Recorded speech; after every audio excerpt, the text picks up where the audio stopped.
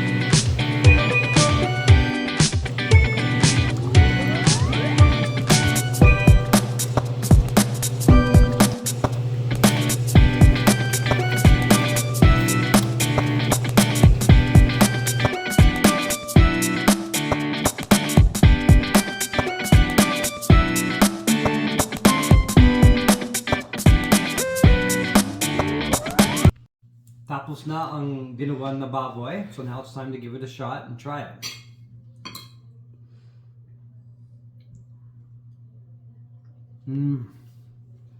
Masarap. Thank you for watching.